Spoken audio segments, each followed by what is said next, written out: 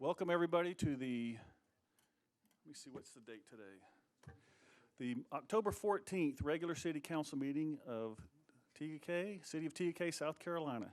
Tonight is not the candidate forum, if that's what y'all are here for. This is just a regular city council meeting. I've never seen this many people here before for just a regular. Thank you, Josh. Is this all Josh is doing? Yeah. All right. I figured something was going on. So that means everybody's going to leave right after. It's really a short night tonight. You can stay for the whole thing and be thoroughly entertained. What else is on tonight? There's not even Monday Night Football. We'll be done by then. Who's playing? Oh, well, we'll get out of here early then. Packers. Lions? I don't know. All right. Okay, well, everybody please stand for the Pledge of Allegiance, and then it'll be followed by a moment of silence. I pledge allegiance to the flag of the United States of America and to the republic for which it stands, one nation, under God, indivisible, with liberty and justice for all.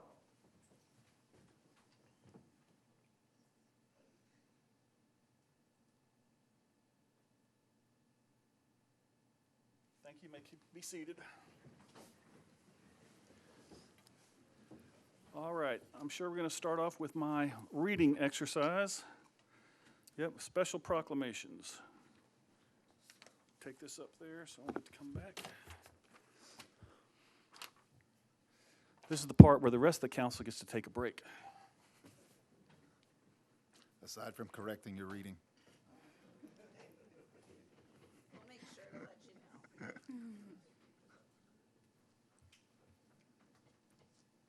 know. Is this on? Is this on? Good.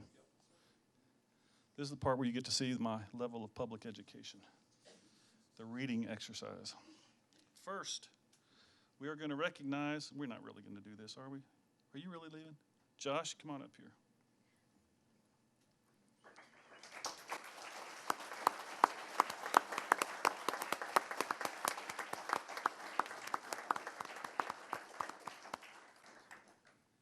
Thank you. Why is she up here? So I'm going to read this, and then I'm going to give you a chance to talk. And then do you want to have a chance to talk?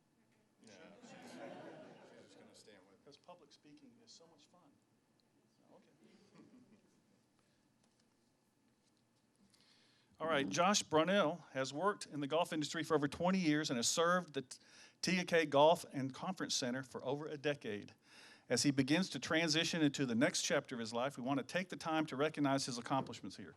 The number of rounds in TK Golf Course has increased by 20%. Revenue has grown by 40%. The number of business outings doubled, and he has made TK the best facility in the area to host group and event fundraisers. And I often say, whenever I'm out of town and I tell people where I'm from, it's TK, they always recognize TK for two things: the police department, good or bad, and the golf course. They always talk about how good our golf course is, and anybody who's ever played our golf course knows exactly what I'm talking about. Our golf course voted number one in the Fort Mill area for 7 consecutive years. He was elected to Class A status for the PGA of America. He taught over 1,000 lessons, and 50% of those were juniors. Most importantly, he created a culture of fun and appreciation for everyone that walked through the door. Josh has done a tremendous job managing our golf club over the past decade, and we cannot thank him enough. He is leaving behind some very big shoes to fill, and we wish him nothing but continued success. On behalf of the City Council, City staff, the citizens of TK, and our golf community, thank you. You always made it a great day in TK.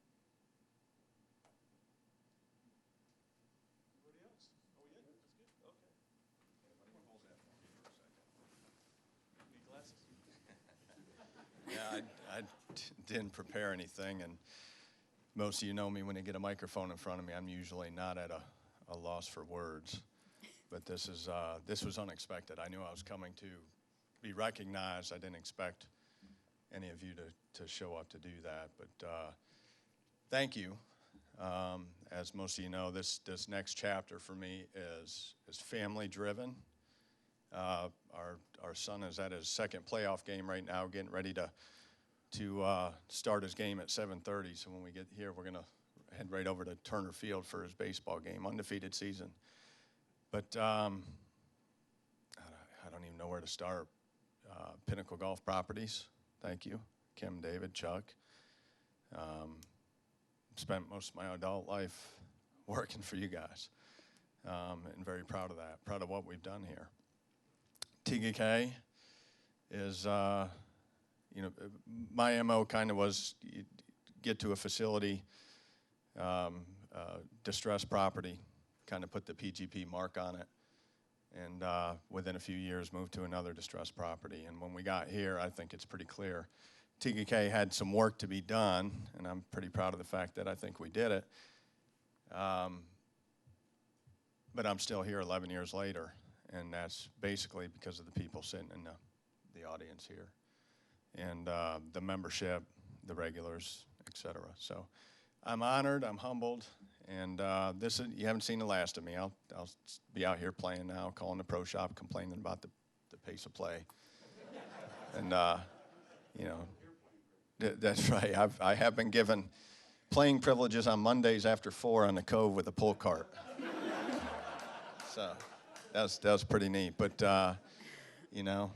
see my boys in the corner back here. It's pretty cool. So I'm speechless, folks. So thank you so much. It's truly been an honor to be here, and it's an honor to be honored. Thank you.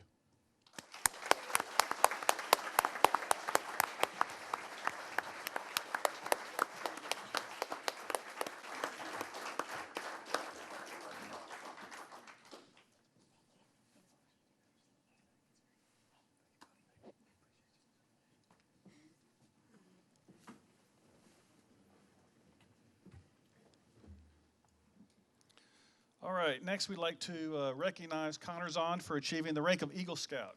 Connor, come on up.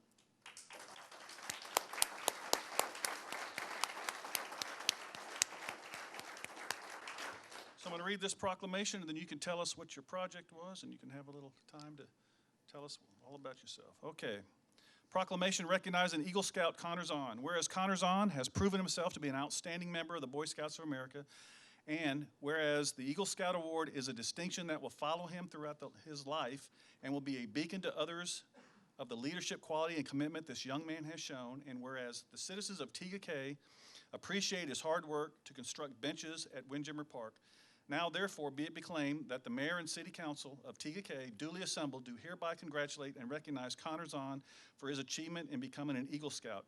It is our honor to have him as a member of our community. Congratulations.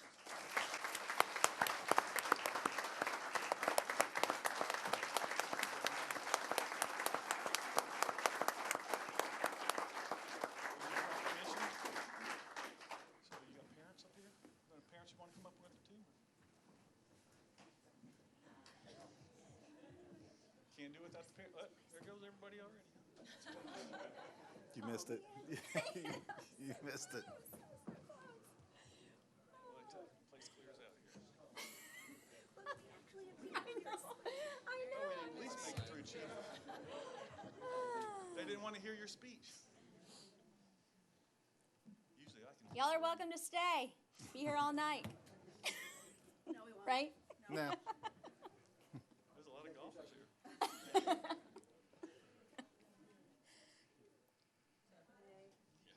Hang on, you got to get the proclamation now. All right, I think it's close. There you go.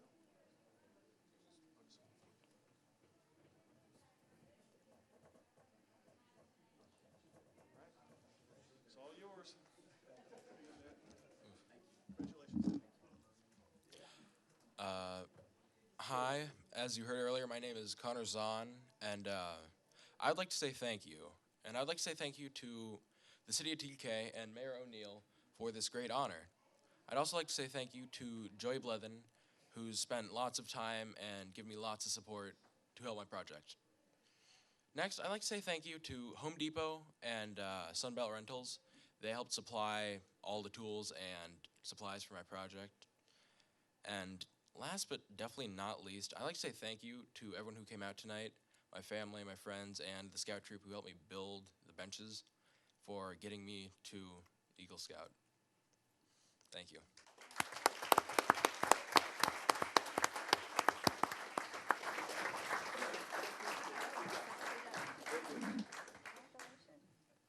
Congrats, buddy. Great job.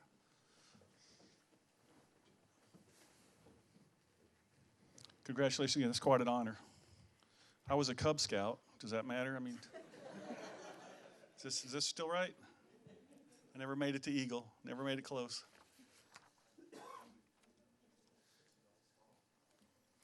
All right, next we're going to do the proclamation for community planning. Mayor Susan Britt, come on up. Ordinarily, Chris would be here. One of the rare meetings he's missed. And maybe Alicia, you want to take the proclamation? It's She all wants you. you to do it. I want you to do it, Susan. All right, this is going to be 5 whereases. I tried to cut it down to 3. I always say 3 is standard operating procedure, but you want 5, you're going to hear 5. All right.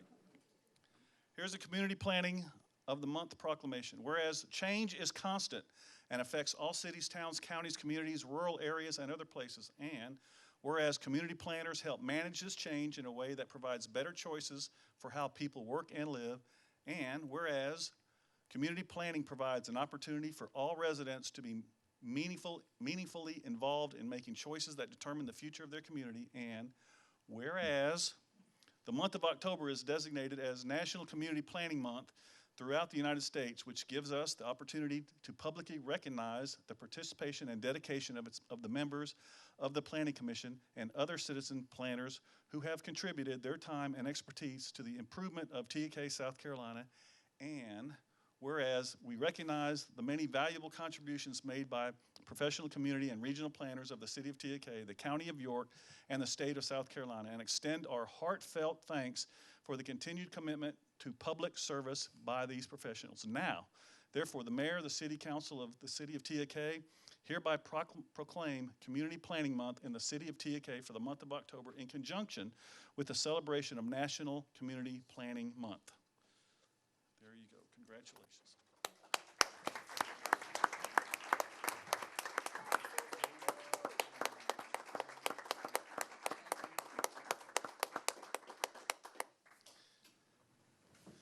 All right.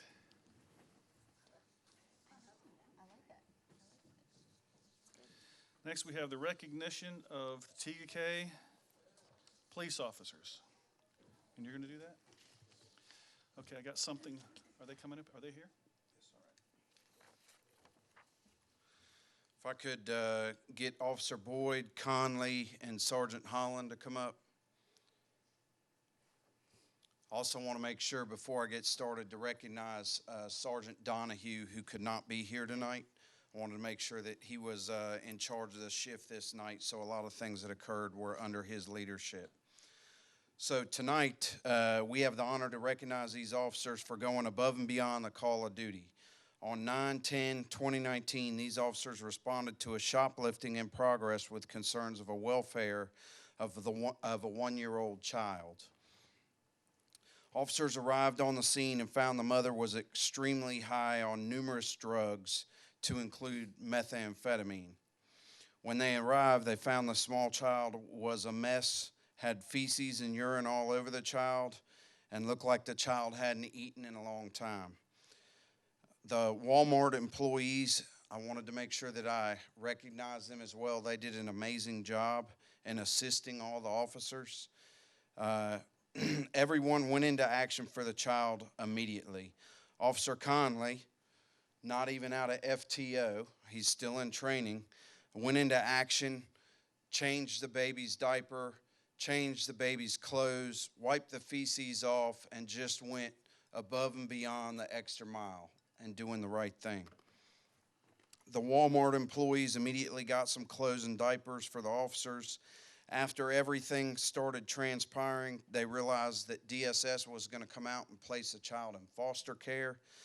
So at that point, the officers took it upon themselves to buy more diapers, more clothes, more food, also fed the child over an hour and a half before placement, and made sure that they gave it to DSS to take to the foster parents to make sure that that child had everything they needed. So plain and simple, they did the right thing.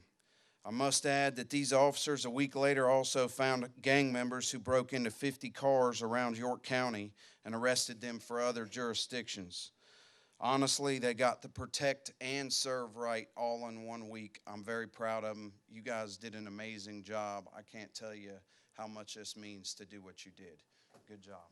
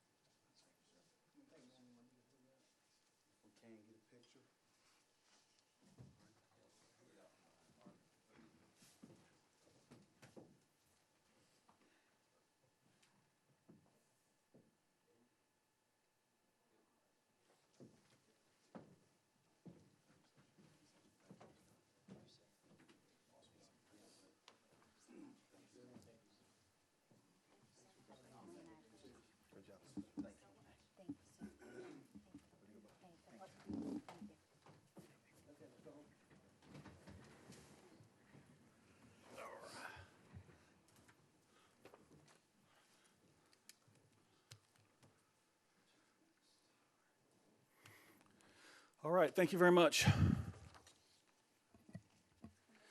Now we're going to do year-end department updates. Chief, you're up first. All right, so quickly, just a few updates for 2019 on where we've been and where we're headed. So number one, what we'll talk about is a new police station, some community events, crime stats, accreditation review, 6-hour holding facility, our new dispatch software, as well as software that'll help us talk to the entire county.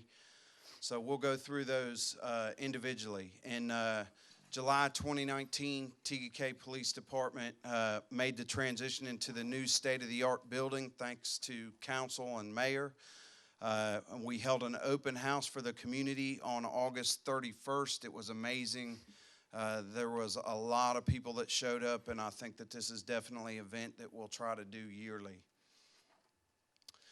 On our community events side, we recently had the Camp Cadet Golf Tournament where we raised $25,000 for the camp.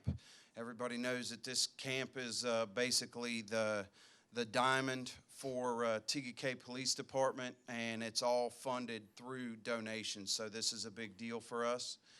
We hosted Coffee with a Cop that same week and had National Night Out, so it was a busy week. National Night Out had more people than I've ever seen at National Night Out. It was packed, both at the Lake Ridge and TGK Elementary School. Upcoming events, we have the Fall Festival, October 26th. We have the Police Department Christmas Light Tour, December 12th. We have Holidays with a Hero, which I can't say that I know he left, but Vince Holland was the brainchild in this. He wanted to go shopping for kids last year and brought this to me, and it was very successful last year. We plan on doing that again this year with the fire department, and we've already started working on that. And then Special Olympics Polar Plunge. Mayor, I know you love jumping in the water. On February 8th, you can go ahead and put it down on your calendar. It's a good time. So that's the community events. Our crime stats, our projected stats, these are projected. We still have 3 months. But our calls for service have dropped slightly. I can't attribute that to anything. We're just down by about 200 projected. Our tickets were down about somewhere around 100 on tickets. Most of the community won't believe that. I usually get a lot of complaints. Then warnings, we are up 200 on warnings, so it just means that we're doing more courteous warnings. DUIs are up tremendously. We had 72 last year, 80 this year is the projection. If you look at it by month, that's not astronomical, but it's still a lot of DUIs. Our drugs are through the roof. It seems like everybody we arrest has meth, fentanyl, heroin. It is literally every day we're having meth or heroin through TGK. Car break-ins are down thanks to good arrests like we just had. That's always usually one night can make a difference in car break-in. Someone can come in and break into 20 cars in one night, and that changes that statistic. So we keep an eye on it. Domestic violence is up. That's also something that as we watch those statistics, we kind of pay attention to the patterns. And domestic violence a lot of times can be the same families over and over. So we can't really, there's nothing that we can attribute that number to being up. And then our shoplifting's down, which is a good thing. We're projected to be at about 128, where last year we were at about 153. So that's a good thing. So crime stats, I guess the big deal out of this is we've had our burglaries are down, our car break-ins are down. Yes, the drugs are up, but overall, if you look at the crime, we're maintaining. We're not, even with population around us and the growth, we haven't seen a spike, so that's very important for us. On-site review Chief, for, can I go ask you a ahead. quick Yes, ma'am. question? On the drugs, are we finding that most of the cases that we have here are for people who live within the city of TK, or are they folks that live outside? It's probably 50-50. A lot of it, we are getting a lot for shoplifting cases, but I would still say it's 50-50. There is definitely increase in drugs within the residents here as well. Okay, thank you. I'd have never known. It's that secret that everybody wants to keep. So our on-site police accreditation, so I'm probably red a little bit right now. So this week they are doing an online review of all our policies, procedures, and next week they do an on-site where they come in, make sure we're doing what we're supposed to do. So that is next Monday and Tuesday. So I wish I could say I'm looking forward to it. I'm just looking forward to passing it. So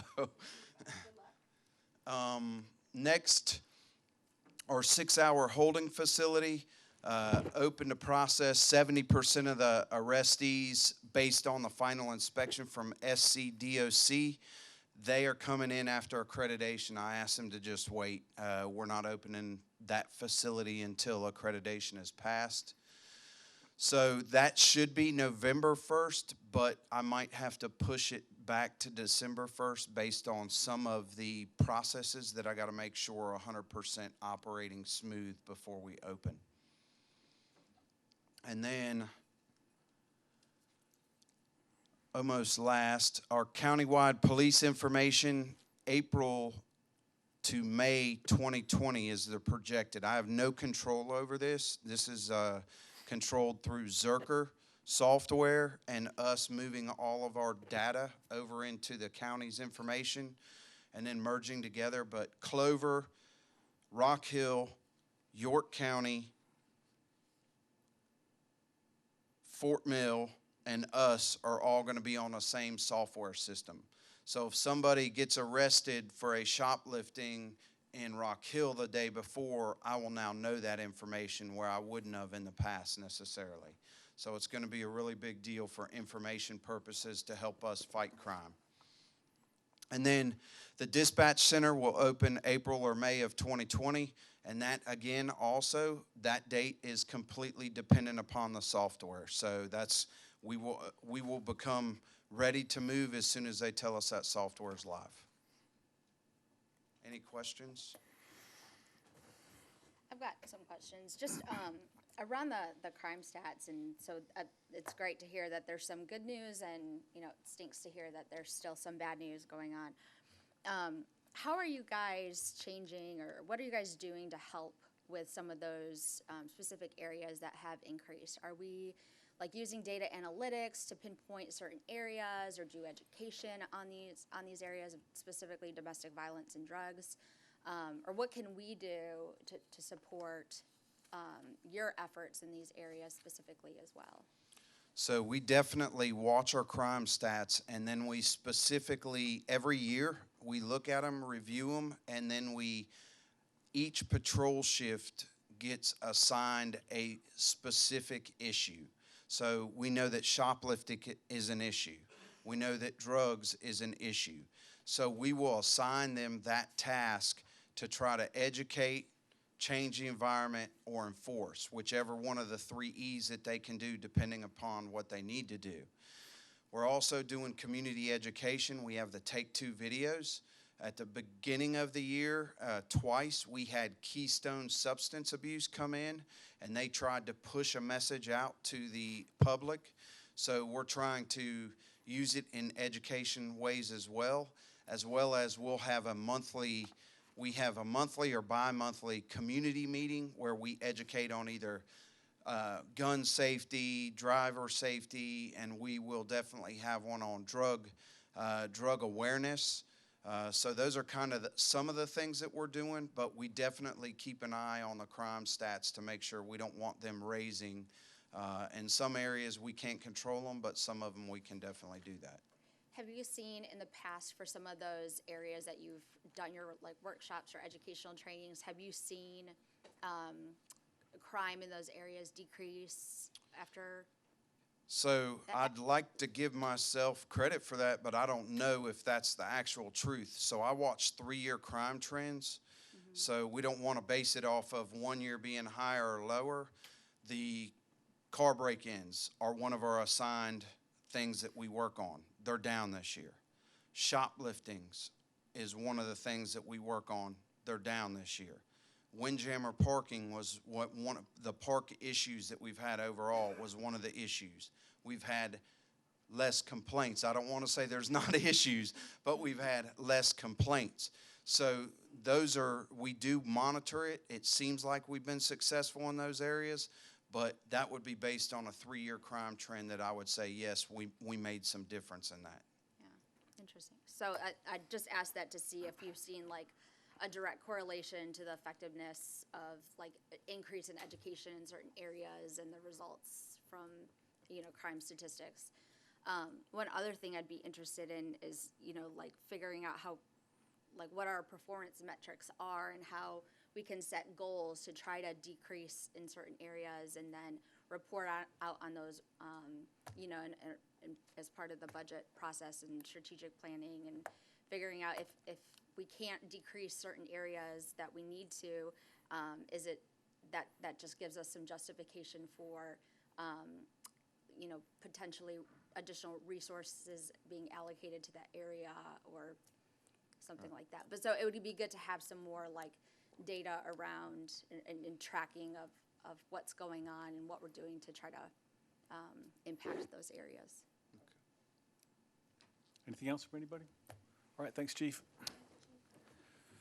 Next, we have the year-end department updates from Parks and Rec, Joey Bethlehem.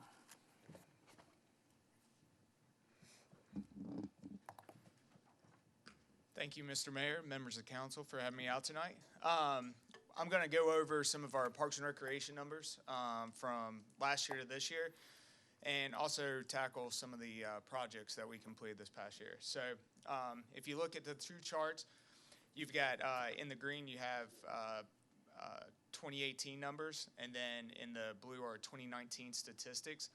So as you can see in our fall seasons, there's not much of an increase from 2018 to 2019. We were about 1621 in the fall season and saw about a 3% increase in that statistic. Spring, you'll notice there's a huge bump where we went from approximately 1679 to 1812, which is the most that we've ever had in our recreation program. For perspective, my first season in TKK in 2007, we had 450 kids signed up to participate. So in a little over 12 years, we've increased all the way up to 1,812. I include the wait list just so that you could see, kind of get a perspective of kids that are turned away, whether it be they signed up just extremely way too late or we just physically don't have room to accommodate the kids. We average approximately around 50 kids each season, with the exception of last spring in 2019. We had over 100 kids on the wait list that year. They came out of the woodwork to sign up for sports. Moving in from the youth sports, we jump into the adult sports. A lot more consistent with the adult sports. We've averaged anywhere between 36 to 40 teams. Half of those are the co-ed adult kickball, with the other comprising of the men's and women's softball leagues. Factoring in teams and the average number of teams, you're looking at anywhere between another 650 to 700 participants in the adult sports. And that's not including our senior games as well that we do in September with another 50. Heading into the projects that, thanks to council's help, y'all helped provide the funding to complete these. For anyone that's had a child play in our baseball, softball programs or played adult kickball, women's softball, you all understand how important Rundy Park is. It's a vital part of our park and our park system. And the restroom area was in dire need of a renovation. So that area that used to be storage and ironically used to be Charlie and I's office when we first started, which was inhumane, I want to point out. But we utilized that space to help expand the restroom facilities, add an additional stall in the women's restroom, and add an additional urinal in the men's restroom. We have changing stations in both restrooms. Along with that, we gave the outside of the building a much-needed touch-up with new paint, some new siding where it needed to be. The other nice aspect to the concession stand area is we've expanded the deck area, which provides an absolutely beautiful view of the sports fields now that overlook the small field. The last thing that we tackled was the renovation of the actual infield. Our maintenance crews handled that, installation of more drainage, fixed the existing drainage, resodded a lot of the infield spots that had just been worn over the last few years, and has really given Rundy a nice new look. And there's some of the pictures of the restrooms inside. Another project we tackled this year out of regular park maintenance budget was Pitcairn Dock. Pitcairn's one of the hidden jewels in the city that not a lot of people know about. Everyone talks about Windjammer, but Pitcairn's a great area. It's got a boat launch, and in addition to this, the deck needed much needed renovation. We use pressure-treated dry lumber so that hopefully we're not worrying about having to do this in the next 5 or so years. Hopefully this is a 10 to 15-year decision when we're having to renovate this again. All the floats were still good, so everything you see is basically everything on the top, and then some of the baseboards needed to be reinstalled and things of that sort. Trailhead. So this was the first part of Trailhead. As y'all know, we've got another pretty big project going on right now. But the first step of that was just touching up the area with the basketball area. We installed steps down to the basketball surface so that people aren't busting their tails walking down to play basketball. We're also going to add another little step area once you get down to the grass base to the actual basketball court this upcoming year. We also restriped the basketball courts, and then the fence in the background, we replaced several boards in that and restained that area, and then cleaned out the existing drainage to make sure that water is flowing a little better through there and it's not a swamp when it rains. Another big project this year, we wanted to hit the demographics. It's not your mainstream sports, your baseball, your soccer, your football. So we were able to tackle that by upgrading the tennis court facility lights, installing new LED lighting system that should help out that area. This past spring, we also installed pickleball courts on the existing court 1 at the tennis courts. And we've received a lot of positive feedback from participants there. So I think that was definitely a great addition into our sports portfolio. The last thing that we did was install bocce ball courts up at the golf course, along with a little pergola sitting area. So you have 2 bocce ball courts that you can rent bocce balls for free from the Shore Club bar. A couple other projects that we tackled. A little tough to see in the picture, but we've installed terrace seating in the in Windjammer to help with the ski shows, provide a easier way for people to set their chairs down, blankets, things of that sort, to take in the show, whether it be on Friday nights or July 4th. Also a nice place just to sit under the shade. Turner is needed some new siding on the front of it. It was old particle boards beforehand and definitely needed a facelift. We're also tackling to add new fixtures and stuff inside of it this upcoming budget year to hopefully get that on par with the new restrooms at Rundy as well. And that's all I got. Any questions? Yeah, on your numbers participating, what's the ratio or the difference in TUK residents versus non-residents? We've held a pretty steady stream. TUK residents comprise of roughly, but anywhere as low as 33% to as high as 37% from years. A good chunk of our participation base will come from that unincorporated Fort Mill area. Our service population for Parks and Rec's always kind of been west of 77, although we approximately get between 150 and 200 from the Fort Mill 29715 areas as well.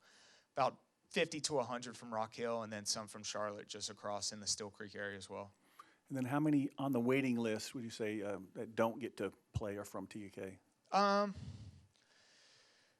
It's a little smaller than your regular demographic, so it's not that 35%. I'd say it's approximately 25% that kind of hits that threshold.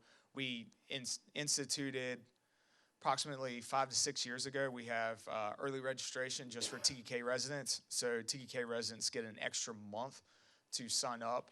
There's some sports that you sign up for a specific time slot. So TUK residents get first dibs on that as well. So as much as I'd like to say that gross an issue, and it is, there's no reason for a TUK resident to be on the wait list. They have every opportunity to sign up as long as they pay attention and don't wait till the last second. What would they pay attention to? We got what goes out? Let them know. We're very big presence on social media.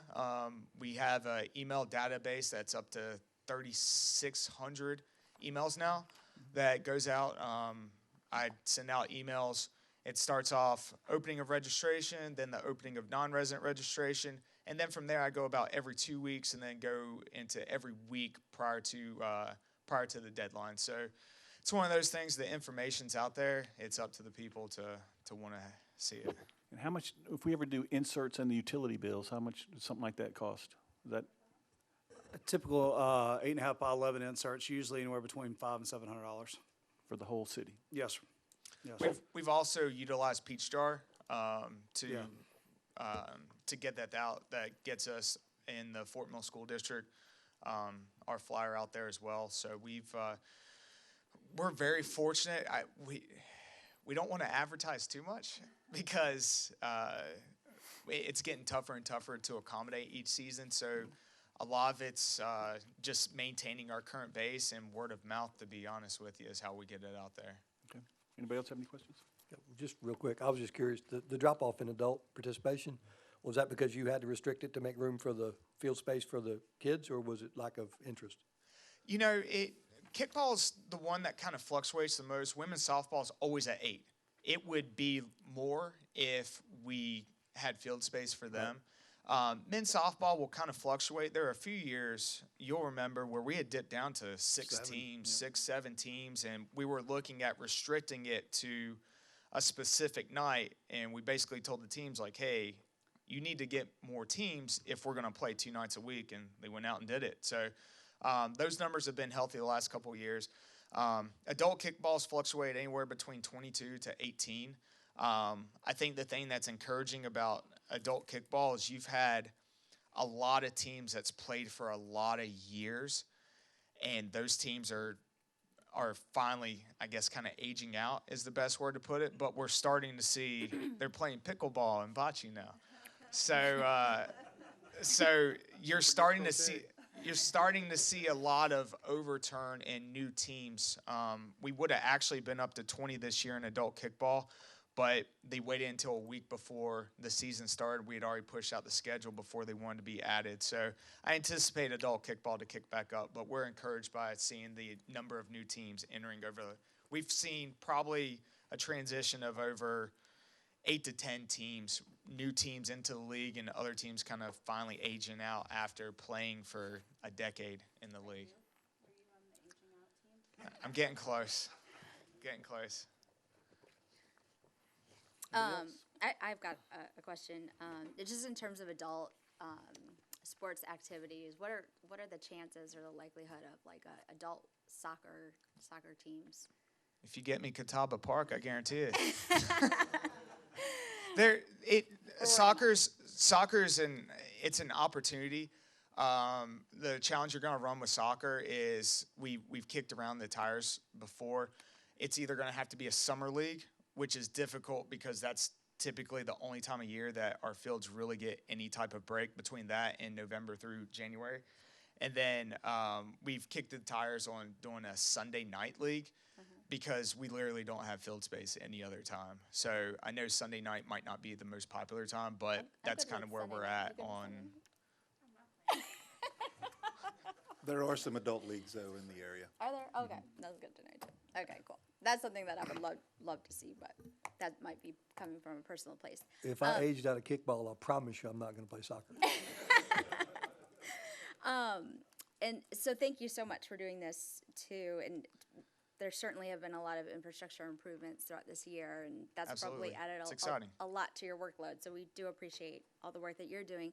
I just had a question about the bocce ball courts, and if we are like seeing them used a lot, or like if we have any sense of like their. I haven't got any feedback on the bocce ball course. That's not to say that's a good thing or a bad thing. Only feedback I've really seen is when we've made Facebook posts about it, where people's been interested, like, hey, how do I get balls and things of that sort. I know that I've definitely heard positive feedback about the pickleball courts, but nothing in terms of the bocce yet. But that's not to say that they're not being used. Yeah, I guess with the checkout process of the balls, that could maybe be tracked by the golf club, and we can. Yeah. I'd just be interested in seeing what those numbers look like. And one thing that I know we talked about when we initially approved the funding for it was the potential that it would bring in some tournaments. And so I wanted to see if there's anything planned, or if there's something that the bocce ball tournaments. I know, David, you went out to one a tournament out in Indian Land or something. No, it was Forest. Four Seasons, yeah. Four Seasons. Yeah, and said there was a lot of participation in that. So maybe that's something we could even do to help promote our new course. Was it what? Yeah, senior game. Yeah, the senior games had utilized the St. Philip Neri one for the last several years. They phased out bocce ball as part of the senior games over the last 2 years. Part of that may have been travel to St. Philip Neri, but that's something I could absolutely talk to George about heading into next year, because I'm sure there'll probably be some interest there as well. Yeah, cool. The only thing I heard about bocce ball is the shade. There's not enough shade there that. Well, it's cooler now. Yeah, so it might not be. And they would like a picnic table, couple of picnic tables or something. So they, that's all I hear. And they got their own bocce ball set, by the way. They're not going into the clubhouse and using them. And so far, it's not I guess there's not a big, bunch of people doing it, but they were worried over time if they wanted to use it, do they sign up someplace to reserve it, I guess. They don't want to go up there and find out, oh, there's a lot of people on it or something. So Yeah. that'll come with time, I'm sure. We'll figure Hopefully, out. that means it's getting But the utilized. only ones That's a I've good heard about problem it to said have. they would have liked to have had a table to, I guess they want to go out there and buy a sandwich from the club and go out there and eat and watch bocce ball. I don't know. I guess I'll get into bocce ball when it gets cooler. I'll try it. I like mine on the beach. One last question, and I know this is very minor, but the bathrooms at Rundy look great. I noticed a couple times driving by at like super early in the morning that the lights were still on in the bathrooms and the doors were open. So I just wondered if, I mean, there certainly could be runners that earlier in the morning that stop to use the restrooms, but do we have any of our the There's- lights on sensors? They're that on were- sensors. Okay. They are on sensors, and we keep them unlocked just the time? because they won't have to be closed whenever it gets too cold outside because there's insulation in there now. Okay. So we won't have to turn off the water to utilize our facility, so they'll stay open for use. Good deal. Glad to know that someone was using it and it wasn't just left on all night. Good. Awesome. Thank you. Anybody else? Last chance? Okay, thanks, Joey. All right, thank you. Next, we'll go with Development Services Update with Tom Goebel without his orange on. What's up with that? It's not Friday. Only on Fridays? Well, some other days too. But thank you, Mr. Mayor, members of council. Let me bring this update about development services.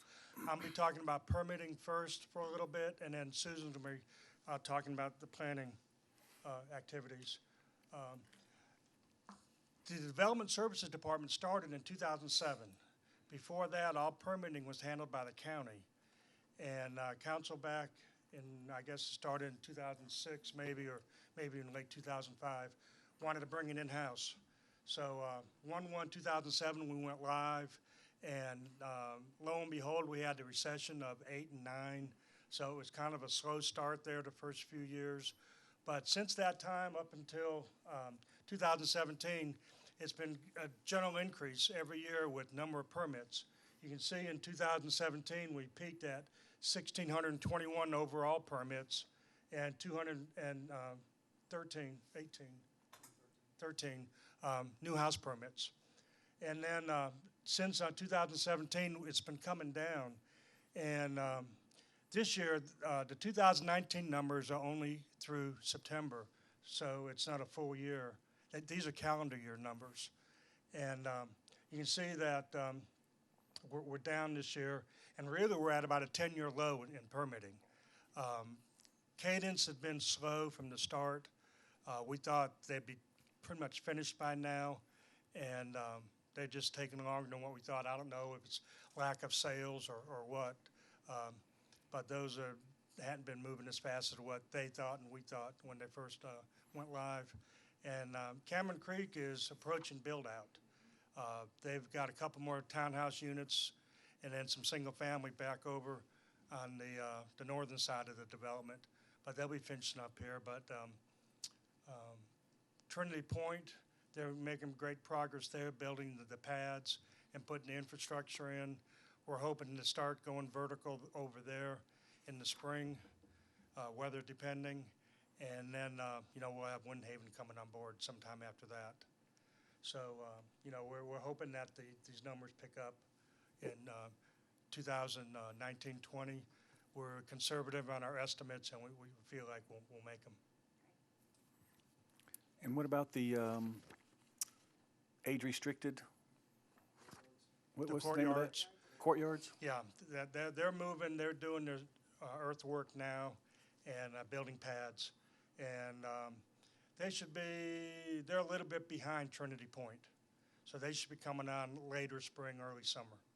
And they're not showing up there. They haven't pulled any permits yet. No, sir. Okay. No, And Trinity Point, is that game on? it is. Okay. And any update from them on any of the other phases of that project? No, we don't have anything. Any other questions? When do you anticipate, I know we've talked about this, you and I, a little bit, but I've had a lot of people ask me, I know they still have to do utilities and they're still clearing land, so we're not even in that zone yet. When do you expect Windhaven to start going vertical? Are you thinking more like summer? At the earliest, I think Okay. summer. Okay, cool. And I've talked to their representative about having a public meeting, and they don't even have their house plans settled yet. So it's Okay. a little bit premature for that, but we'll make sure that Yeah, happens I before. definitely think the public will be interested in that for sure. Yeah, we'll hold a Yeah. public meeting on that. And did you Thanks, Tom. mention River Falls? Did anybody mention River Falls? River Falls is in negotiation with a couple of home builders, one of which is Toll Brothers, who bought the last remaining lots in Lake Ridge. Very big homes. a very reputable national builder, looking to sell. Greenhawk is the developer right now. They don't build, they just do the earthwork, get the utilities in, get the pads ready, and then sell it. But to my knowledge, they still have not sold that property yet. So they've got to come back to us for preliminary plats before they can move forward on that. So once they do that, we'll have a lot more, we'll know a lot more about what their timetable is. Anybody else? Anything else from me? All right, thank you Okay, very much. thank you. Tom. Thanks, Tom. Susan. All right, item number 2. Susan, Oh, I'm sorry, Susan. come on, it's Save National the best for Planning last. Month. Yep, And, you know, since I did have 5 whereases. You did. Charlie told me I only had 10 minutes, so let's just hope I can do that. Our comprehensive plan was adopted in December of 2014, and the state enabling legislation requires that we go through an update every 5 years. So that's what we're going through at this point in time. I want to just kind of go over the overview of the process that we've gone through to date. In February, which most of you have participated, we had a joint workshop with Council and Planning Commission. At that time, you know, there are 9 required elements in the comprehensive plan, but Council and Planning Commission chose to add an elective element, which is the health and active living. Also, at that meeting, Council and Planning Commission were asked to prioritize the existing core values of safety, educational, regional context, recreation, entertainment, family-friendly, and a special place. Out of all the feedback we got, again, safety was the first priority. So sort of tag teaming, I guess, along with what Chief Parker had presented, a safe and secure city is what's most important to our residents and our elected officials. March through August, we've been updating all the maps and the appendices, which are all the existing conditions for all the elements. In April, we had a steering committee meeting. The steering committee then set target dates and established a community input plan. As part of that, we set our first focus group meetings. We have 4 focus groups that meet. 3 focus groups have 3 elements each, and then the 4th focus group is health and active living. And I've been really pleased with the participation from our citizens and also from Council and Planning Commission, because I think each of you serve on one of those focus groups. At that time, the focus groups were asked specific questions to try to solicit additional input on the elements. In August, we conducted a community survey and also a bicycle and pedestrian data survey. That data is to be, from the bicycle and pedestrian surveys, to be used in the health and active living element.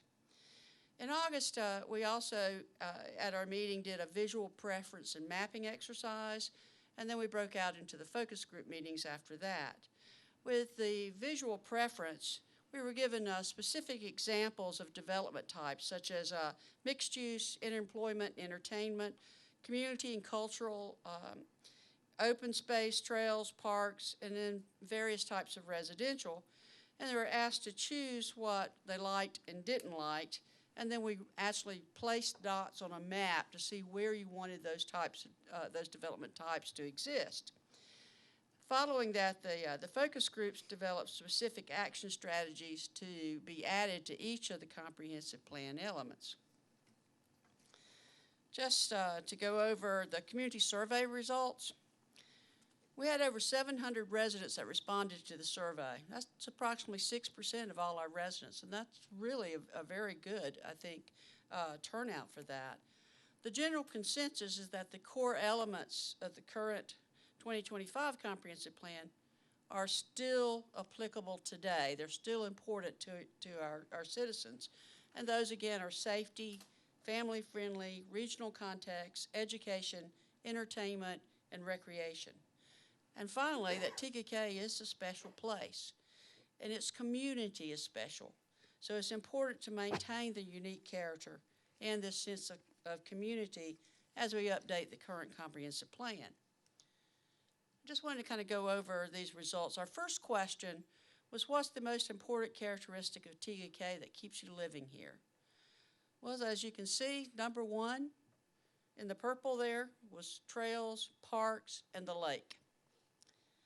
And no surprise, number two was that small town feel. And number three was schools and education.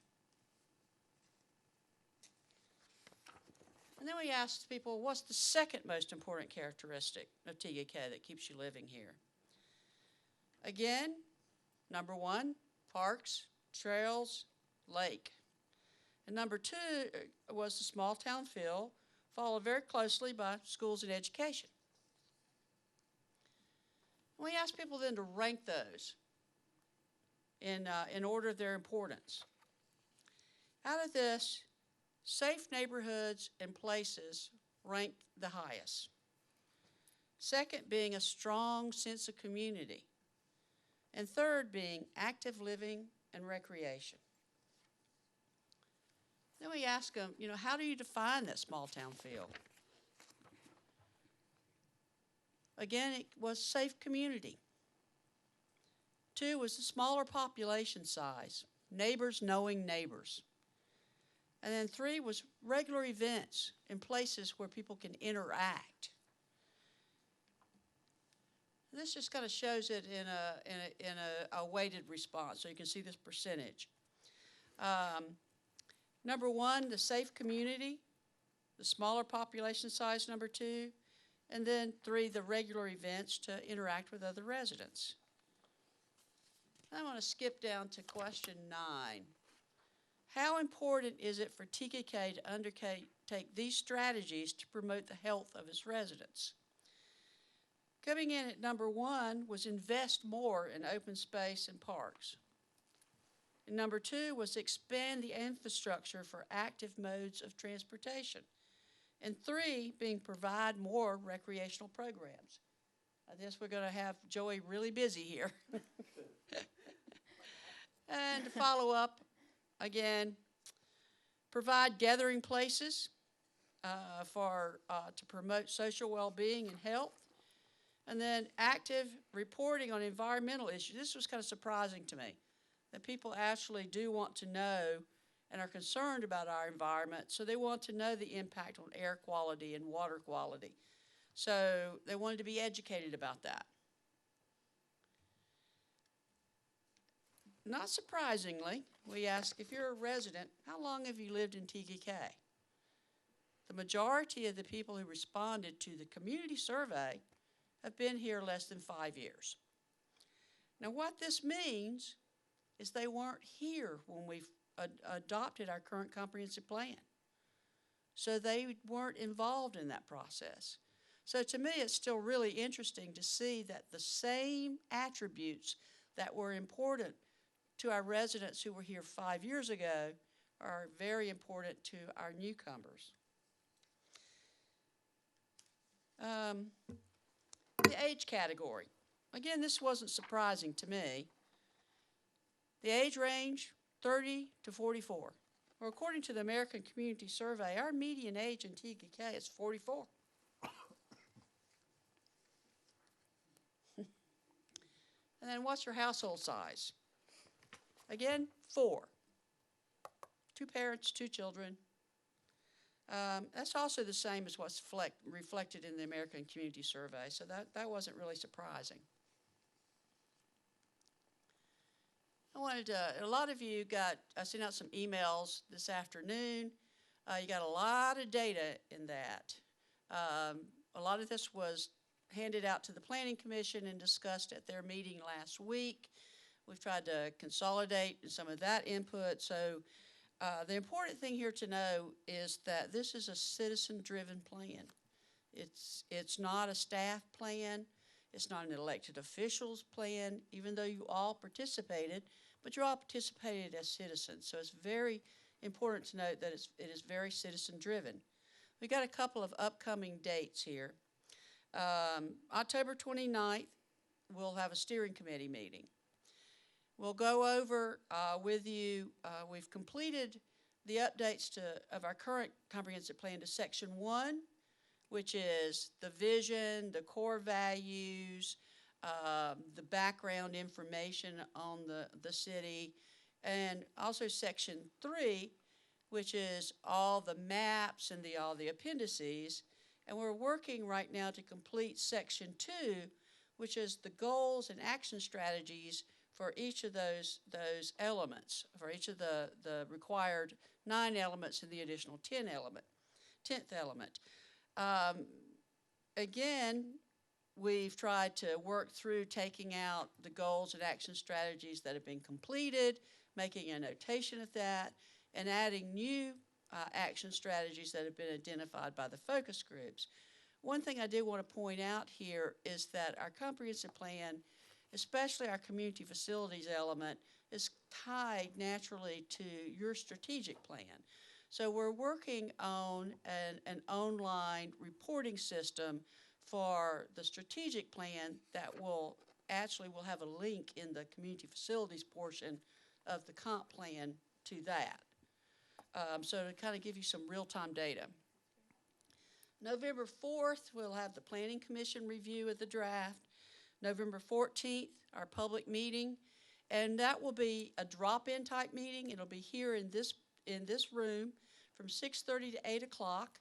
We will have 4 small sessions broken out where each of the focus groups will be able to review the maps and the process that they've gotten to at that point and the action strategies. And so there'll be representatives from the focus group. So it's citizens talking to citizens. So they will be talking about what they've done and how they've gotten to this point and taking input from the community. December 2nd is when the Planning Commission will adopt the resolution recommending adoption. December 16th will be a joint public hearing and first reading of the ordinance, and then the second reading of the ordinance will be January 2020. Any questions? I have a quick question. First, I want to thank Susan for all of her work on this. It is a year-long process, and we appreciate all of the time that you've dedicated towards this because I know it's not an easy process.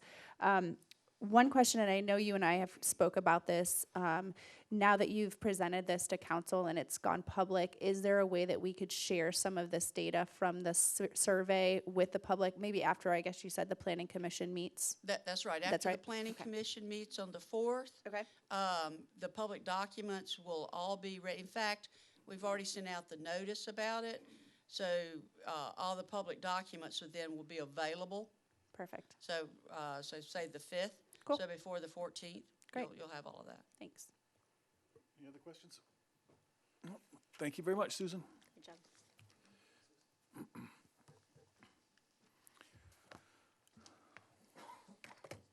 All right, now, item number 2, public comments. Nobody signed up for any public comments. Anybody want to change their mind and say anything? All right, let's go on to number 3, the approval of minutes. Council, you've read the minutes. Are there any additions, deletions, or changes? Seeing none, hearing none, they stand as published. Item number 4, the committee reports, the TK Forever Foundation and the Economic Development. Mayor Pro Tem Heather Overman. Thank you, Mr. Mayor. I'll start with TK Forever. I have a couple committees here, so we are rocking and rolling with TK Forever. At our last meeting, we did an update to our financials, removing all of our funding under one TK Forever account. They're going to be working on an annual budget that'll be created by our treasurer, Christina Wilson, and then subcommittee chairs will provide revenue and expenses updates and info. Now that we actually have a little bit of money in the account, we actually have to do a budget, so that's exciting. We did have one member resign. She just has too much on her plate, so we do have an open position available. If anybody wants to apply, I encourage you to do so. We'll have that open for another couple weeks. November 8th, until November 8th. And then we elected or appointed Sharon D'Onofrio, I always say it wrong, is that right? D'Onofrio, okay, as our new secretary. Let's see. So from the sponsorship subcommittee, so they did break out into subcommittees last time. They did create a master sponsorship list, and they've created a 1-year timeline with milestones to reach their target sponsorship goals. This group is highly motivated. We have the right people in place. They know what to do. They know how to ask for money. And so I'm really excited because they are already putting in the work. And then I have another exciting announcement. So from our events subcommittee, it just rolled out right before a meeting tonight, but on Saturday, November 16th from 11 a.m. until 2 p.m., we're going to do Bark for Catawba Park over at Rundy Park. It's a family-friendly and dog-friendly event. So bring your doggos on out there. There's a little quarter-mile fun walk. We're going to have a doggy costume contest. You can get pictures with your dog. There's going to be dog vendors, food trucks, beer vendor. So it'll be a fun event, and you can register through our Oasis system. There's a Facebook event on the city webpage as well as the Parks and Rec page, and you can also get it through the TKK Forever page. So I think that's it for TEK Forever, and then I can move on to... Could I jump in right there? Yeah. On Forever, just because it's on Yeah. the subject, so I don't have to wait till council comments. The city did put on a community shred event this past Saturday with all proceeds going to the TEK Forever Foundation. Awesome. And so I was out of town, but my guy Steve-O took the time. They raised about $510. Need to do about 10,000 of those to reach the goal. But Carolina Shred itself also matched what was raised from the community. So I have a check here for the TK Forever Foundation for $1,020. Awesome. Thank you. Thank you, Carolina Shred and Ryan. Thank you so much. That's fantastic. Heather, Yeah, go for it. quick question. So with the end of the year coming, and I know there's a lot of employee driven campaigns for different employers to promote or ask their employees to donate to certain organizations. Have we done or thought about doing any pushes to encourage folks to choose Catawba Park to donate their funds to if there's any sort of campaigns? A lot of organizations now allow you to choose whom you want to donate to, so that might be... We don't have anything specific on that, but I think that's a really good idea, so I'll definitely bring that up to the committee. I can send that email out tonight, actually. I think that's a great idea, but we also, we're going to be setting up the Amazon Smile account, so when you purchase your Amazon purchases, I'm keeping them in business, but a portion of your tax sales can go towards a nonprofit, so we'll be setting that up. And then they're going to be doing, at the end of the year, we have a lot of corporations or even family foundations or even families that have to put some money somewhere. And so these folks are on top of that, and they're looking for those people that they know of already to say, okay, your corporation needs a tax shelter, essentially. Go ahead and give $5,000 to Catawba Park. So they're on top of that as well. But I like the employee idea, the match, so I will bring that up for sure. Yeah, cool. Thanks. Okay, and then economic development, it was a pretty quick meeting. So they did secure the Donnie Shell Golf Tournament for next September. So that'll be held here. That's really exciting, and I think it's going to bring a lot of business and revenue and excitement to the Shore Club, to the golf course, to the Glennon Center. So that's very exciting. Talked about potential committee partnerships, so ensuring that they are having a presence not just on economic development, but because economic development falls into so many other categories, that we're corresponding with them, with TEK Forever, with the Planning Commission, with the York County Economic Development, Fort Mills, so that they're all talking to each other and so that it's not a standalone silo. And so they're really putting a lot of effort into going out to those meetings, to meeting those other people, and to making sure that everybody knows what everybody else is doing, because economic development doesn't happen by ourselves. So that's really important. And then they're working with Visit York County to establish some kind of TKK Shop Local event this holiday season. So they're working with them. Visit York County has really cool apps and abilities with their technologies to target certain businesses or to allow you to check in. They have their Yoko Brew Trail where you can actually check into the different breweries on the thing on their app. And so we were trying to work with them to do something similar, where if you check into so many TKK businesses, maybe you can get a T-shirt or something like that. So we're still working out the details, but definitely look for something to do for Shop Local going into the holiday season for our TKK storefronts. I love TKK shirts. Yeah, we got it going on. I got all So kinds of. I made a whole little Pinterest board about it, and that's all I got. All right, for Planning Commission, Alicia, you have anything? Okay, just real quick, I'll just mention that the last meeting on October 7th, Liz Duda came and gave a present. She's the Eat Smart, Move More York County Chair, and she's also a TKK resident. Came and presented about the walkability assessment of the area surrounding Trailhead Park, which will, of course, be the new host to our amazing playground, thanks to a lot of the work and efforts of All Play Together and communities, our community members. I know that Charlie had sent out an email this week with some of that information there, so hopefully you've had a chance to take a look at some of the recommendations they had, and we'll probably have further conversations about that going forward. Susan provided in her update or her presentation just an update about the comp plan update, so I won't go over that, but thank you all for your work and your effort on that. And then lastly, I just want to mention that the Planning Commission is starting to think about next year and what needs to be on their work plan. So if there are things that you have in mind or things that we need to take a look at or study, please start thinking about that. Please let me know or let Susan know or any or the chairman, and we can certainly add that to the list.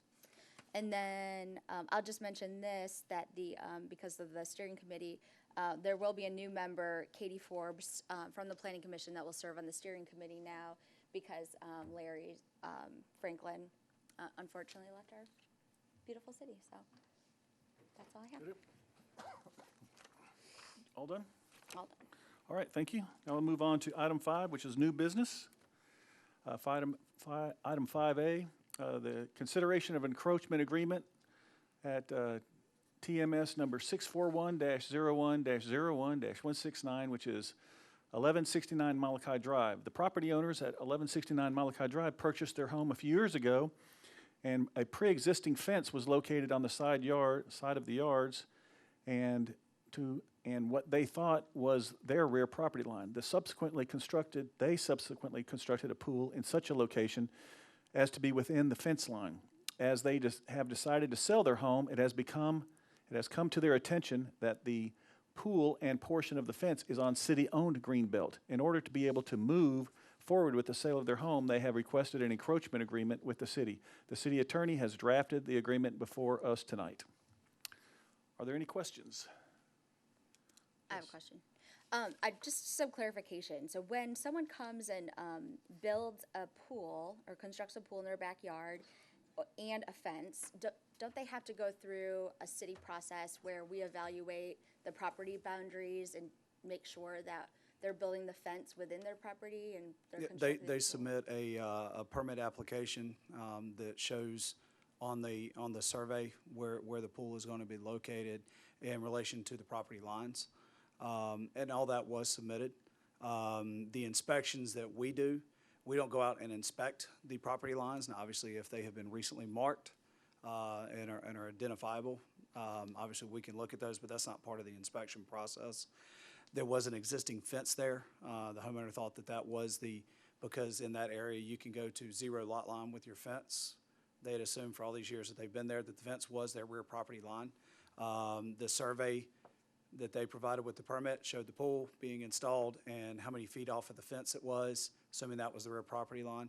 As they prepared to sell, new homeowners, or the purchasers, got an updated survey, and you're probably 6 to 8 foot across the property line. That fence was installed long before they bought the house on the wrong side of the property line, which is not uncommon in traditional TKK. We find it a lot. Usually it's at the time that somebody goes to sell their house. is when this ends up coming up. Anything else? Are there any public comments before we vote? Hearing none, I will entertain a motion.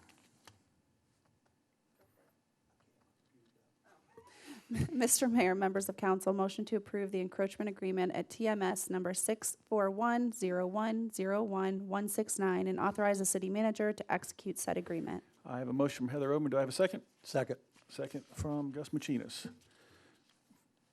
Okay, it's time to vote. All in favor, please signify by saying aye. Aye. All opposed? It's unanimous. And with that, we'll go to city manager's report. Thank you, Mr. Mayor, members of council. Very brief this evening. Just as a reminder, groundbreaking for the inclusive playground at Trailhead Park is this Thursday morning at 8:30. I would encourage council to probably park at City Hall and walk across. I think we may have a decent crowd there from our All Play Together group. But that will be 8:30 Thursday morning. Shouldn't last any more than probably 15, 20 minutes or so. And then construction is scheduled to begin in the next week or so. They're telling me either mid to late next week or the following week, all the equipment should be in, and they'll start going vertical with it. So exciting stuff there. Our loose leaf collection also begins next week. The full schedule is up on the website. Hard to believe that's already here, considering it still feels like late summer outside. Fall Festival, October 26th. Joey reported to me late this afternoon, over 120 vendors, both inside and out. So definitely excited to see that coming along. Again, October 26th, and that's from 11 a.m. to 5 p.m. Here at the Glennon Center, both upstairs and out front. The York County Regional Chamber will host the Council Candidates Forum Monday, October 28th. It will be here in the council chambers. Our staff will air it live, and we'll also record it and put it up on our website and have it on replay on Channel 115. So if you want to come out, watch the candidates ask questions, you can do so, or you can stay home and watch it on Channel 115, whatever you would like to do. But the Chamber is hosting that. Met with them last week. I'm hoping this week they're going to give me information on where people can submit questions and things of that nature. I have not gotten that info yet, but once we do, we'll get it pushed out. Let's see, just as a reminder, Monday, Tuesday of next week, Katie and I will be out of the office at ICMA conference. We'll be back in the office on Wednesday. And last but certainly not least, Council introduced y'all to him very briefly before the meeting started. But I do want to introduce Joseph Shook, our new communications manager.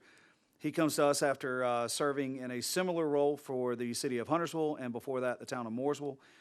He has a communications degree and a master's in public administration from Appalachian State University. And today was his first day, so he stuck around for the council meeting, and we're excited to have him and looking forward to all the great things he's going to do for us. And that concludes my report. Thank you very much. Let's move to council comments. We'll start with Ryan Richard. Just a couple of things. Josh, 11 years. I know he's gone now, but he's done a ton of good for the city, and so, just want to tell him thank you if he gets an opportunity to watch it. Nothing but positive things said about Josh over the years, so he will be missed. And secondly, to the fire chief, I know I saw a few of us there yesterday. We snuck by, even with the inclement weather. You put on a great event. Heard nothing but positive things about it, and as we mentioned, the synergies between permanent personnel and the volunteers is at an all-time high, and so that's awesome to see as we continue to grow the camaraderie within the fire department. So thanks for all you did there, Chief, and we appreciate all you're doing. Aside from that, that's all I have. Alicia? Cool. I'll just piggyback on that and just say how impressed I was with the engagement with kids and how much you had for them there. It was really impressive, and it really sets a good foundation for children moving forward when they have good relationships with your public responders. So thank you for that.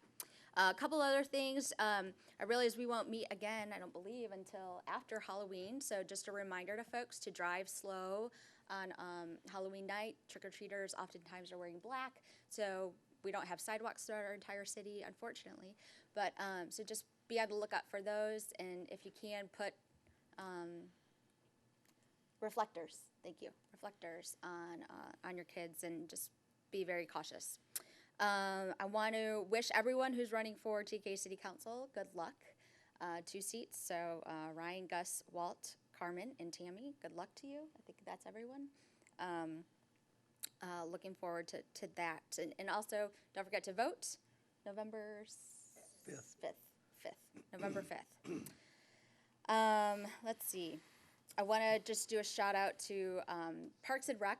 Really, just want to do a shout out real quick to Parks and Rec. Our son got to participate this year in the Parks and Rec program, and we found it to be outstanding. This next week is their last game. So it takes a lot of people to put on this program, including city staff, volunteers, parents, athletes, and specifically the coaches. And I just want to give a shout out to Robert's coaches, which would be Danny Overman, Coach Danny, and Coach Anthony. So huge thanks to them because they dedicated a lot of time and they really have made a difference in these kids' lives. So thank you. Let's see. I want to mention the water issue and just thank everyone within the city for reserving water and doing everything that you can, pushing those showers back and washing the dishes or laundry. I think that we did a great job responding to that. City staff did an awesome job making sure that people were up to date and aware of what was going on. Charlie, thank you so much for sending all your emails to us to make sure we were aware. I just thought that was great, and it just shows thanks to the city of Rock Hill that we don't often or really have never had to do that before, so they're doing a good job, and we just appreciate the work of the city to quickly fix that issue. And then lastly, I have to point out specifically and just say Happy National Community Planning Month, and specifically to Susan Britt for all that she does to help us. She's always been open-minded and willing to explore new ideas, and she has a wealth of knowledge. So big thanks to her and everything that planners do for our cities around our country. Thank you. Thank you. Gus? Well, a lot of congratulations to Connor Zahn on Eagle Scout. I'll echo what Ryan said. Josh was a heck of an asset to our city, and what he did with that golf course was nothing short of amazing.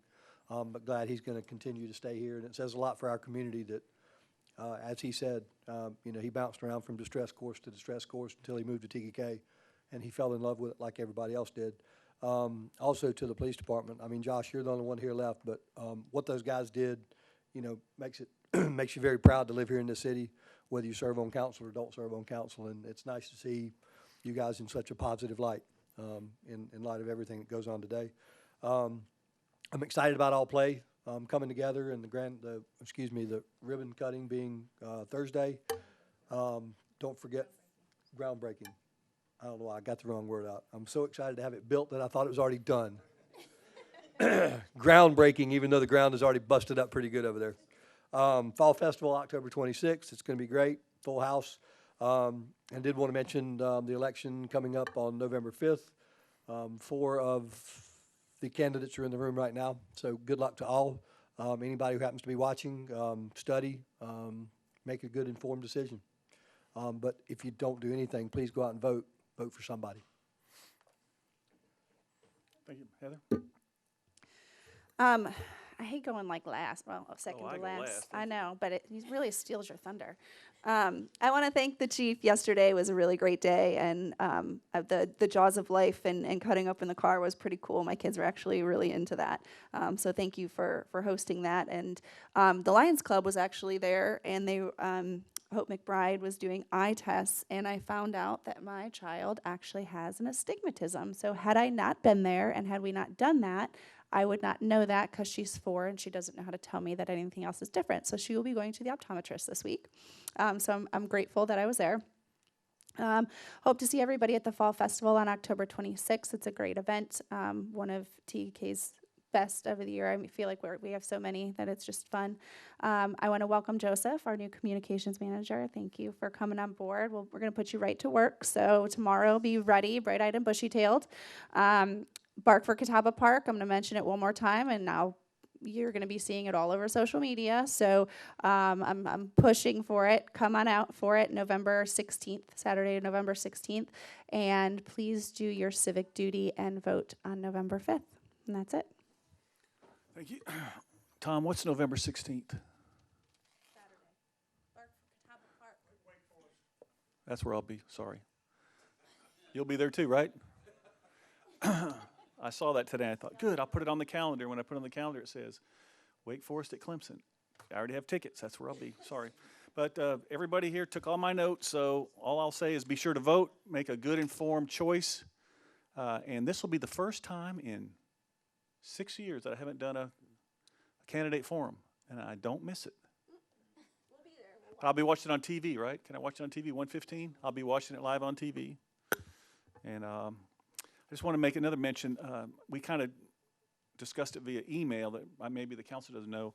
I'll be gone most of January 3rd through the 22nd. So we have to move. Are we going to make January 3rd our only? January 2nd? Okay.